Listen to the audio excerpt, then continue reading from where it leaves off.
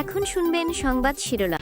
ভয়াবহ ভূমিকম্পে কাঁপল দেশ। ঢাকা, নরসিংদী আর রূপগঞ্জে ভবন ও দেয়াল ধসে নিহত 6, হাসপাতালে আহতের ভিড়।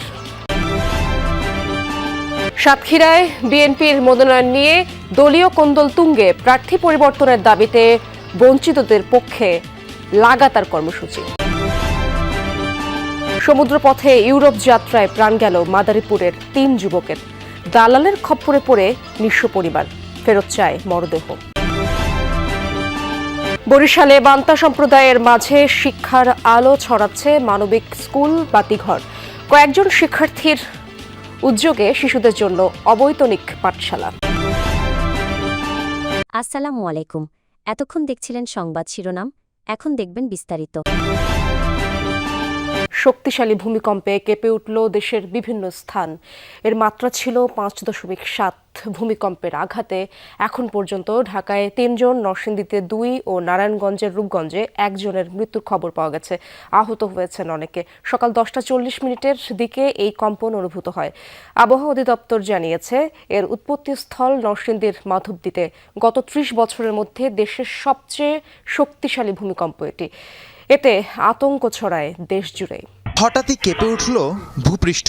শক্তিশালী কম্পনে দুলতে থাকে চারিদিক। প্রাণ বাঁচাতে ঘরবাড়ি, দোকানপাট থেকে ছুটে বের হয়ে যায় মানুষজন। আবহাওয়া অফিসের তথ্য মতে ভূমিকম্পের উৎপত্তিস্থল নরসিংদীর মাধবদী। পলাশের ভিরিন্দা গ্রামে একটি স্থানে মাটিতে ফাটল দেখা দেয়। একই উপজেলার নালিতা গ্রামে মাটির ঘরে দেয়াল ধসে নিহত হয়েছেন একজন। সদর উপজেলার গাবতলী এলাকায় বহুতল ভবনের দেয়াল ধসে পাশের টিনশেড বাড়িতে পড়ে 3 জন আহত হয়। এদের মধ্যে 2 জনকে ঢাকা মেডিকেলে আনা হলে চিকিৎসাধীন অবস্থায় প্রাণ হারায় শিশু ওমর। তার বাবা গুরুতর আহত অবস্থায় চিকিৎসাধীন। ভূমিকম্পে নারায়ণগঞ্জের রূপগঞ্জ গোলাকান্দালে দেয়াল চাপে প্রাণ গেছে এক শিশুর। প্রত্যক্ষদর্শীরা জানায়, মা কুলসুম বেগমের সাথে ঘরে ছিল ফাতেমা আক্তার। ভূমিকম্পে পাশের ভবনের দেয়াল ধসে পড়লে নিচে চাপা পড়ে ঘটনাস্থলে প্রাণ যায় 10 মাস বয়সী ফাতেমার। শিশুটির মা কুলসুমকে গুরুতর আহত অবস্থায় হাসপাতালে নেওয়া হয়। আমরা দুজনে অজ্ঞানের মতো অবস্থান চিক্কুর বাক্কুর করতেছি। এলাকার লোক, সমস্ত লোক আসছে এবং আমরা 2 জন নিহত, 1 জন মারা গেছে, 2 জন আহত।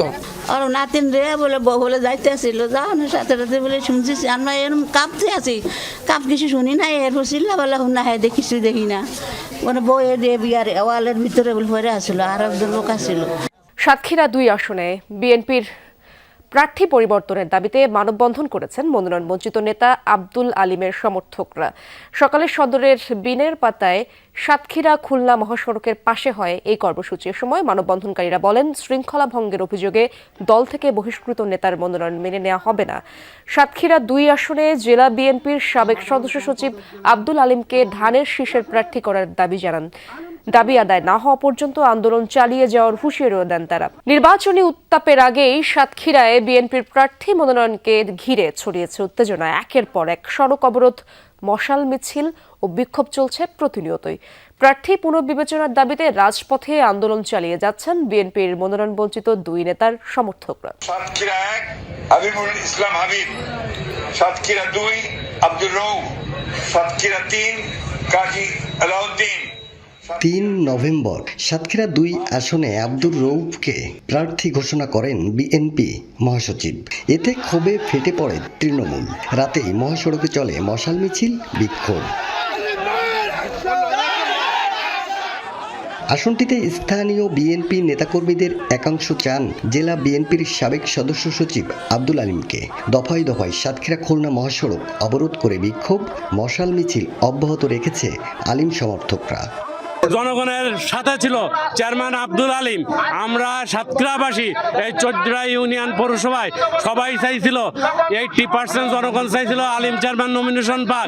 সাতক্ষীরা সদর 2 আসনের নমিনেশন একজন বহিষ্কৃত নেতাকে দিয়েছে। ওনার কাছ থেকে উইথড্র করে চেয়ারম্যান আব্দুল আলিম সাহেবকে নমিনেশন দিতে হবে। ভাগ্য বদলের আশায় সমুদ্রপথে ইতালির উদ্দেশ্যে বাড়ি ছেড়েছিলেন মাদারীপুরের 3 যুবক। সমুদ্রপথে লিবিয়া পৌঁছানোর পর পাল্টে যায় দালাল চক্রের রূপ।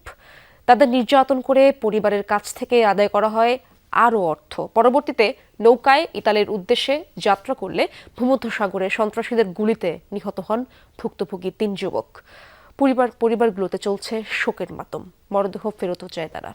পরিবারের সচ্ছলতা আর স্বাচ্ছন্দ্যের আশায় ইউরোপের দেশে যাওয়ার জন্য ঘর ছেড়েছিলেন মাদারীপুরের ইমরান খান। এখন তার মৃত্যুর খবরে দিশেহারা স্বজনরা। গত ৮ অক্টোবর স্বপ্নের দেশ ইতালি যেতে বাড়ি ছাড়েন সদর উপজেলার আদিত্যপুর গ্রামের ইমরান। সরাসরি গন্তব্যে পৌঁছে দেওয়ার শর্তে প্রতিবেশী দালাল শিপন খানের হাতে ২২ লাখ টাকা তুলে দেওয়ার সমঝোতা হয়।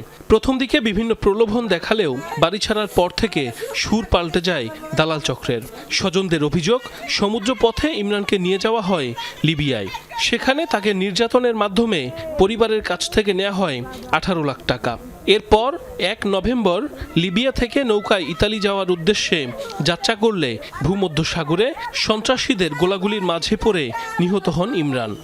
শিবন দালাল তার সাথে কথা হয়েছে আমার ছেলের সাথে, বলছে কি তোরে ২২ লাখ টাকা দিবি, তোরে আমার রুমে নিয়ে রাখবো, তোরে আমি স্পেশাল গেম করাই দিব। শিবন বলে কি আছে, আমি গেম দেওয়ার চেষ্টা করছিলাম, পুলিশে ধরছে, তাই জেলে আছে, জেলের তা ছাড়াবো, এই করবো সেই করবো। এরপরে আস্তে আস্তে জানতে পারি যে সে নাকি মারা গেছে। মান্তা সম্প্রদায়ে যাদের জন্ম, বেড়ে ওঠা, জীবন সংগ্রাম সবই নদী কেন্দ্রিক। নৌকায় যাদের ঘর, সংসার, মাথা গোজার ঠাঁই। দেশের সকল নাগরিক সুবিধা থেকে বঞ্চিত এই সম্প্রদায়ের মানুষ, নেই শিক্ষার আলো। তবে তারা স্বপ্ন দেখতে শুরু করেছে, তাদের সন্তানরা শিক্ষিত হবে, অর্জন করবে জ্ঞান, বুঝে পাবে প্রাপ্য অধিকার। তাদেরকে এই স্বপ্ন দেখাচ্ছে বরিশাল বিশ্ববিদ্যালয়ে অধ্যয়নরত কয়েক শিক্ষার্থী। মান্তার শিশুদের জন্য খুলেছে বিনামূল্যের পাঠশালা, নাম দিয়েছে বাতিঘর। দুপুর গড়িয়ে পশ্চিমের আকাশে যখন সূর্য হেলে পড়ে, বই খাতার ব্যাগ ঝুলিয়ে বাতিঘরের দিকে রওনা হয় শিশুরা। সবাই মান্তা সম্প্রদায়ের। নৌকায় ঘুরে যাদের দিন কাটত, তাদের কণ্ঠে এখন বাংলা ইংরেজি কবিতা।